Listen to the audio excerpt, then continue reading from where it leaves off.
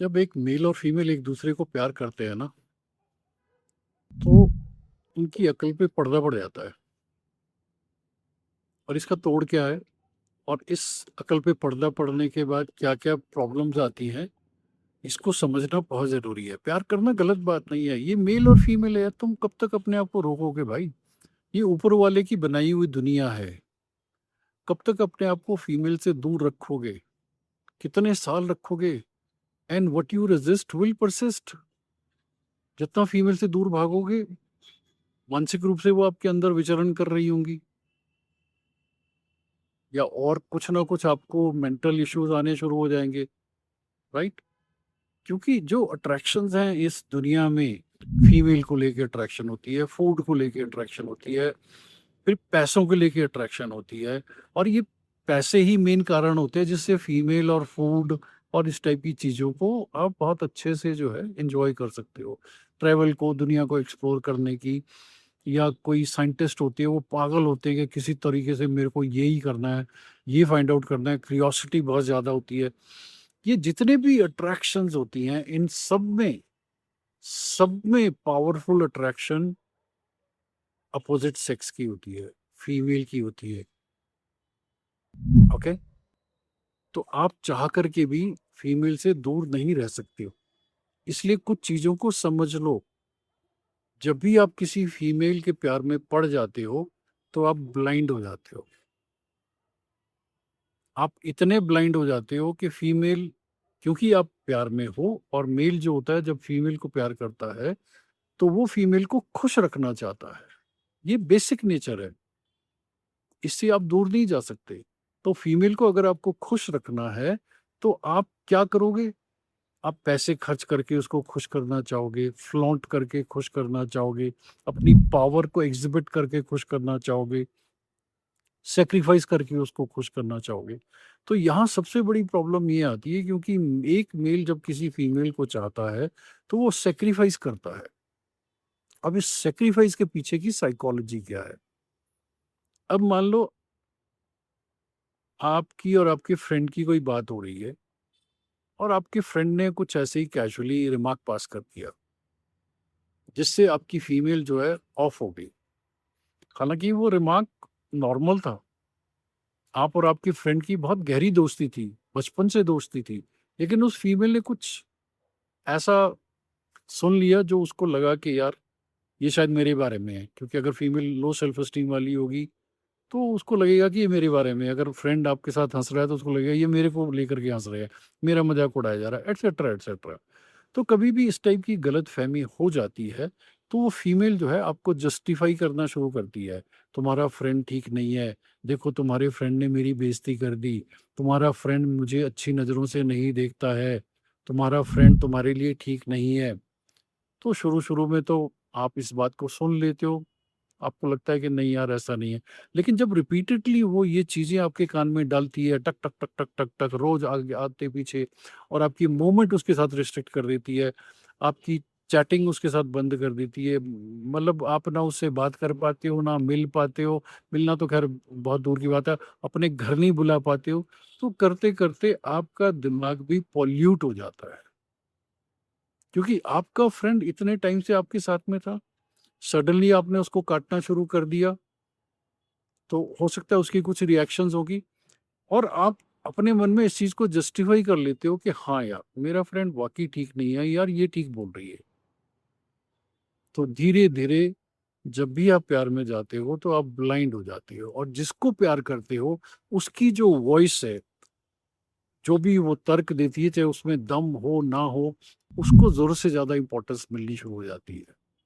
और यही एक साइकोलॉजिकल इम्पैक्ट है आपके प्यार का, आपके रिलेशनशिप की, कि धीरे-धीरे आप बिल्कुल उसके हिसाब से चल पड़ते हो। वो जैसा कहती है, शुरू-शुरू में थोड़ा-सा आप रेजिस्टेंस दिखा सकते हो, बट धीरे-धीरे आप उसी के हिसाब से चल पड़ते हो, और फिर आप हो जाते हो आइसोलेट, पेरेंट्स से दूर, रिलेशनशिप से दूर, हर चीज़ से दूर। तो ना चाहते हुए भी एक दिन आपको लगता है कि यार, हैं! मैं तो अकेला रह गया।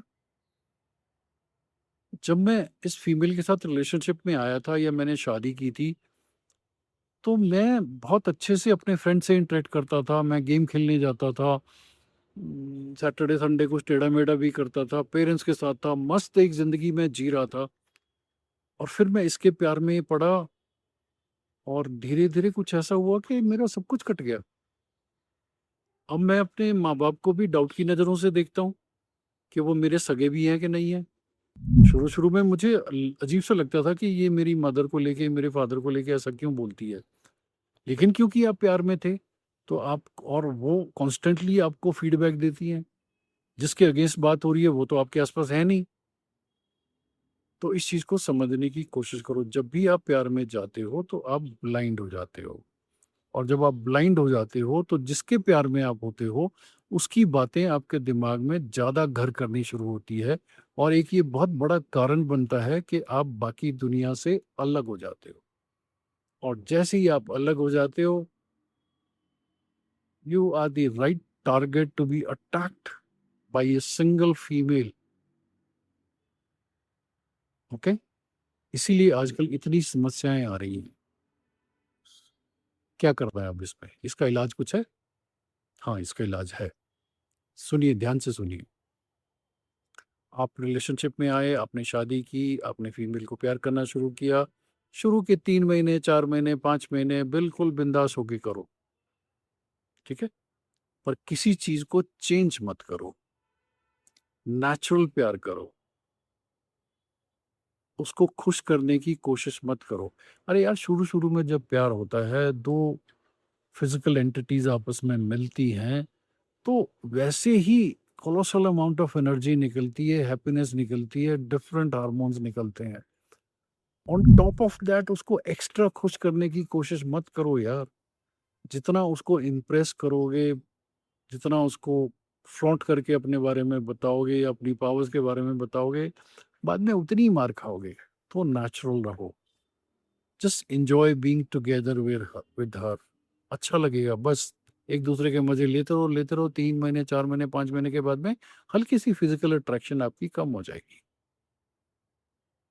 नहीं तो इनवेरिएबली आप देखो होता क्या है, जब आप रिलेशनशिप में जाते हो या मान लो मैरिज हो जाती है, शुरू-शुरू में सॉलिड एक-दूसरे के साथ रहते हो, उसके बाद में आप फिर जैसे फ्लैटमेट होते हैं ना, वैसे रहते हो। एक ही फ्लैट में हस्बैंड वाइफ बस फ्लैटमेट की तरह रहते हैं। फिर उनके बीच में जो है ना, जो कनेक्शंस होते हैं वो अनकंफर्टेबल हो जाते हैं। एक एडजस्टमेंट हो जाती है। एक-दूसरे के नेगेटिव्स पता लग जाते हैं, इरिटेंट्स पता लग जाते हैं। तो घर का पीस बनाए रखने के लिए आप फिर ज़्यादा एक-दूसरे को अनकंफर्टेबल नहीं करते हो। आपको पता है कि ये इसको अच्छा नहीं लगता, ये मेरे को नहीं अच्छा लगता, तो अकॉर्डिंगली वो चीज़ें मैनेज होती हैं, राइट? अपने ही घर में आप अकेला फ़ील करना शुरू कर देते हो, हालाँकि आपकी पार्टनर आपके साथ ही है, ओके? इस सिचुएशन में थोड़ा ध्यान दो, every day you are mentally dying. जैसे-जैसे जिस पार्टनर के साथ एकदम आप क्लोज़ हुए थे और फिर कुछ सालों के बाद में इस तरीके से पहले फ्लैटमेट होते हो, फिर अलग-अलग रूम हो जाते हैं आपके, फिर उसके बाद में बहुत कम इंटरैक्शंस होती है।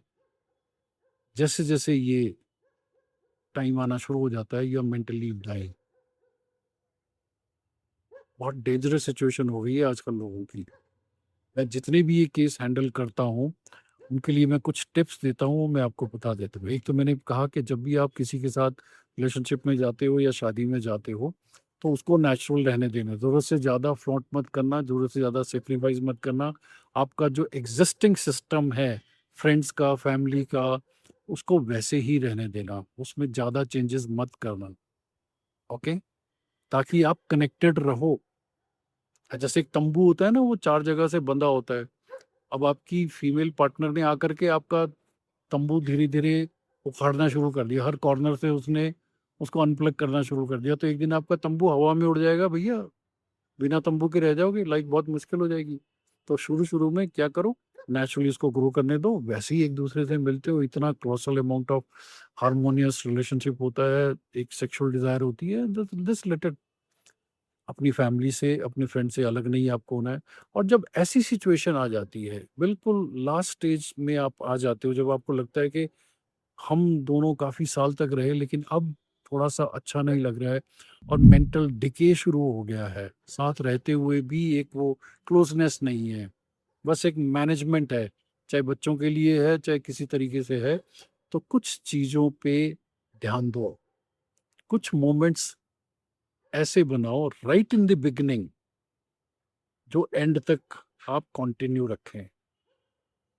हम दिन में 3 खानों में से 1 खाना साथ में खाएँगे या मॉर्निंग की चाय साथ में पिएँगे या हम प्रेयर्स एक साथ करेंगे या हम वॉक पे एक साथ जाएँगे या साल में इतनी बार हम अब्रॉड टूर या घूमने के लिए अलग-अलग डेस्टिनेशन पे जाएँगे। इस टाइप से आपको कुछ चीज़ों को राइट इन द बिगिनिंग शुरू करना है और उसको फिर कंटिन्यू रखना है। और ये चीज़ें कंटिन्यू क्यों रहेंगी? बिकॉज़ इसमें चेंजेज़ हैं। जब आप ट्रैवल करते हो तो चेंजेज़ हैं। अब एक घर में अगर आप रह कर के जो भी आप हरकतें कर रहे हो, उसमें हो सकता है कि अनकंफर्टेबल फीलिंग आ जाए। लेकिन अगर आप ट्रैवल करते हो, बाहर जाते हो, कोई मीटिंग्स हैं, फंक्शंस हैं, वेकेशंस हैं, अपने-अपने कुछ ऐसी चीज़ें हैं जो आपको अच्छी लगती हैं, नेचर में जाना, वाटर स्पोर्ट्स में जाना, ट्रैवल करना, जितना भी जहाँ भी चेंज ऑफ लोकेशन होती जाएगी, आपको बहुत अच्छा लगेगा। ट्रेन से ट्रैवल कर लो, बेस्ट तरीका है ट्रैवल करने का। अगर ट्रेन बहुत अच्छी वाली हो तो ट्रेन से ट्रैवल करके देखो, बहुत बढ़िया लगेगा आपको, ओके? तो शुरू में अगर इस टाइप की चीज़ें हैं, वो आप अपनी लाइफ में इनकॉर्पोरेट करोगे और एंड तक उसको लेके चलोगे, जिसमें आपको एक-दूसरे से प्यार है या नहीं है, बट वो चीज़ें आपने कुछ बनाई थी और वो नॉर्म्स आप फॉलो कर रहे हो, तो ये कनेक्शन आपका बना रहेगा, okay? Take care, it's your life.